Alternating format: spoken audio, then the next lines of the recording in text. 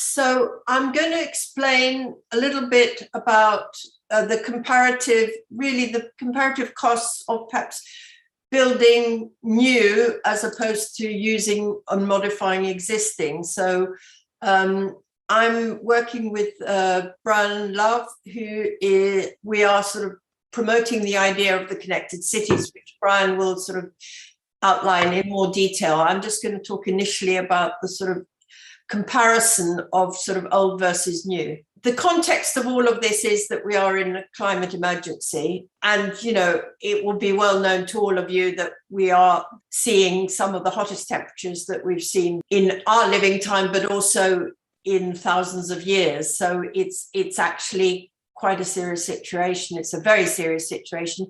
And on top of that, particularly I think the water shortage issue is a very serious issue, particularly in Chennai, which, for example, in 2019 had to declare a sort of day zero, which was when they ran out of water because the monsoon was late. So monsoons, the result of climate change is that monsoon is unpredictable, and therefore how we think about water storage and our water rationing in future is going to be a critical aspect of going forward.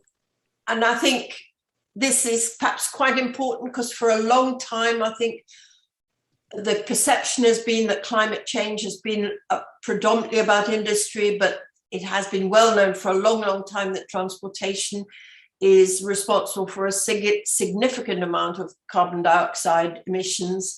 But in reality, also alongside that, building materials are hugely destructive in terms of emissions. And concrete is probably one of the worst, and glass is obviously very high energy consumption in its manufacture. So we need to think about new materials. So it's wonderful to see examples that are actually exploring the new materials that can do probably a better job for a much lower carbon footprint. Also, how we travel is really important. So this is kind of when you build, people have to be able to get to the house. They have to be able to get from their house to where they're going to work and where they're going to access amenity. So typically what's happening, we're seeing much too much of in Britain, is that we're building in places that has no public transport. Therefore, the new people who move in are going to be entirely reliant on cars. And so the carbon emissions of the mode of transport you use varies massively. And it shows very clearly that large cars are the worst and rail is by far the best. Aviation is a sort of slightly bracketed thing in that it is bad, but you have to remember that probably the number of journeys by air is low compared to the number of journeys by large car, for example. But there is the opportunity, particularly within regions, to rely entirely on rail in the future and not on air travel. So within large countries, even within small countries like Britain, I think the Campaign for Better Transport had a report and a plea to government to actually try and curb air travel within the UK, so domestic air travel, which is very rarely necessary, perhaps just to islands.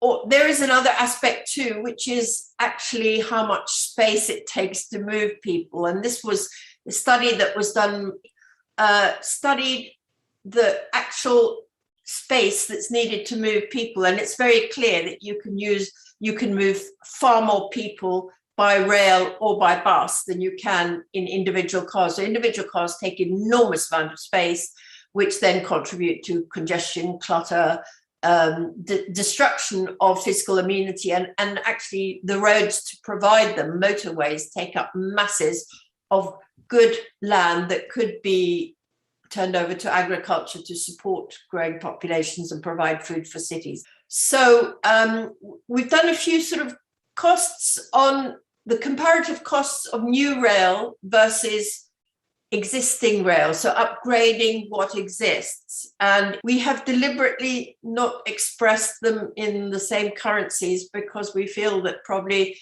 it's better for our Indian colleagues to understand it in terms of their currency. In the UK, you can see a huge difference between new rail, which is something like 60 million per kilometre, as opposed to upgrading rail, which could be somewhere between 8 and 30 million per kilometre, so significantly cheaper. Some examples that have actually upgraded existing rail infrastructure. Very good example is the Manchester Metrolink, which I think probably was implemented 10, 15 years ago. Has been hugely successful in terms of adaptive change and mode transfer to public transport away from cars. But it used existing rail. So this particular picture was the first phase, which actually used different cars from later phases. But its cost per kilometre was 7.5 million roughly, which is really relatively cheap. So it was about upgrading, obviously, the existing rail, the signalling, upgrading stations particularly have to be upgraded, usually from, well, certainly in the UK, to be disabled access and so on. So that is the big cost, is actually probably upgrading the stations, maybe one of the highest costs. So on the Manchester Metrolink, phase 2 was a spur to take it out to the airport, which of course is an essential really of any modern airport, should have a fixed link to the city centre. And this was built, but you can see the cost was significantly higher because it was all new build. So it came out at more like 26 million. The London Overground is another exemplary example. London was riddled with old railway lines that were, some were quite historic and old. By connecting them together and creating an orbital system, it actually fulfilled the need for sort of sideways journeys, if you like, rather than radial journeys into the centre.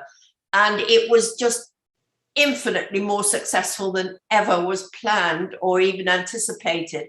It filled up and it met its sort of peak capacity within about 3 months of opening. So it was fulfilling, but it was very cheap to produce. It produced at the cost of, 1.2 million per kilometre, very cheap. So even though new stations had to be put in. Oh, so this is an example also from India, out of interest as well, which was the double tracking and electrification of an existing railway.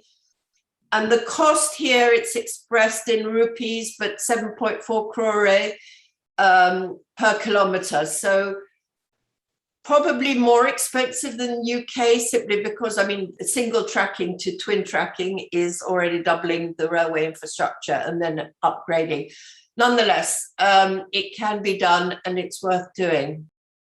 One more example from Chandigarh as well, where actually looking at building new versus using existing was considered, and it was considerably cheaper to use existing.